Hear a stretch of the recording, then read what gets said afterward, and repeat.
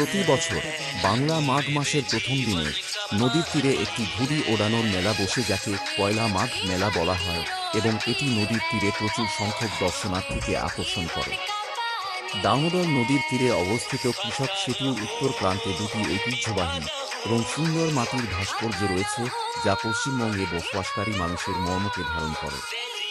একদিকে হাসিমুখে কৃষক দম্পতি যারা মাঠে কাজ করতে যাচ্ছেন, অন্যদিকে এক বাউলের মূর্তি, পশ্চিমবঙ্গের অসংখ্য বিচরণশীল রহস্যময় বাদ্যযন্ত্রীদের মধ্যে একজন, যারা তাদের একতারা এবং ঢোল নিয়ে রাজ্য জুড়ে ঘুরে বেড়ায় এবং সারা দেশে প্রাণবন্ত সঙ্গীত ছড়িয়ে দেয়।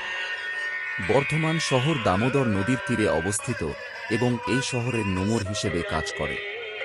ছোটনাগপুর মালভূমির আদিবাসীরা এই নদীকে একটি পবিত্র নদী বলে মনে করে। দামোদর নদী বিহারের পালনপুর জেলার বিজৌসা পাহাড়ের সোনাজুরিয়া জলপ্রপাত থেকে উৎপন্ন হয়েছে। নদীটি বর্ধমান জেলার আসানসোল মহকুমার বিশারগড় শহরে বরাকরের সাথে মিলিত হয় এবং তারপর বর্ধমান জেলার বাকি অংশের মধ্য দিয়ে প্রবাহিত হয়। এর চারপাশে যেমন বল্লুকা, বেহুলা, গাঙ্গুর, বাঁকা ইত্যাদি, যার মধ্যে কিছু বর্তমানে প্রায় বিলুপ্ত হয়ে গেছে। রাটবাংলা সভ্যতাও এই নদীকে কেন্দ্র করে গড়ে উঠেছে। সদরঘাটে দামোদর নদীর উপর একটি সেতু নির্মিত হয়েছে, যা কৃষক সেতু বাংলায় উচ্চারিত নামে পরিচিত। নদীর তীরবর্তী বালির তীর পর্যটকদের জন্য পিকনিকের জন্য আদর্শ এবং বর্ধমানের বাসিন্দাদের জন্য এটি একটি দুর্দান্ত পর্যটন আকর্ষণ। নদীর জলে মানুষ নৌকা ভ্রমণও উপভোগ করতে পারে। প্রতি বছর বাংলা মাঘ মাসের প্রথম দিনে নদীর তীরে একটি ঘুড়ি ওড়ানোর মেলা বসে, যাকে পয়লা মাঘ মেলা বলা হয়, এবং এটি নদীর তীরে প্রচুর সংখ্যক দর্শনার্থীকে আকর্ষণ করে। দামোদর নদীর তীরে অবস্থিত কৃষক সেতুর উত্তর প্রান্তে দুটি ঐতিহ্যবাহী এবং সুন্দর মাটির ভাস্কর্য রয়েছে, যা পশ্চিমবঙ্গে বসবাসকারী মানুষের মর্মকে ধারণ করে। একদিকে হাসিমুখে কৃষক দম্পতি যারা মাঠে কাজ করতে যাচ্ছেন, অন্যদিকে এক বাউলের মূর্তি, পশ্চিমবঙ্গের অসংখ্য বিচরণশীল রহস্যময় বাদ্যযন্ত্রীদের মধ্যে একজন, যারা তাদের একতারা এবং ঢোল নিয়ে রাজ্য জুড়ে ঘুরে বেড়ায় এবং সারা দেশে প্রাণবন্ত সঙ্গীত ছড়িয়ে দেয়।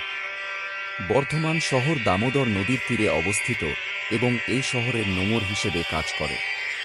ছোটনাগপুর মালভূমির আদিবাসীরা এই নদীকে একটি পবিত্র নদী বলে মনে করে। দামোদর নদী বিহারের পালনপুর জেলার বিজৌসা পাহাড়ের সোনাজুরিয়া জলপ্রপাত থেকে উৎপন্ন হয়েছে। নদীটি বর্ধমান জেলার আসানসোল মহকুমার বিশারগড় শহরে বরাকরের সাথে মিলিত হয় এবং তারপর বর্ধমান জেলার বাকি অংশের মধ্য দিয়ে প্রবাহিত হয়। এর চারপাশে যেমন বল্লুকা, বেহুলা, গাঙ্গুর, বাঁকা ইত্যাদি, যার মধ্যে কিছু বর্তমানে প্রায় বিলুপ্ত হয়ে গেছে।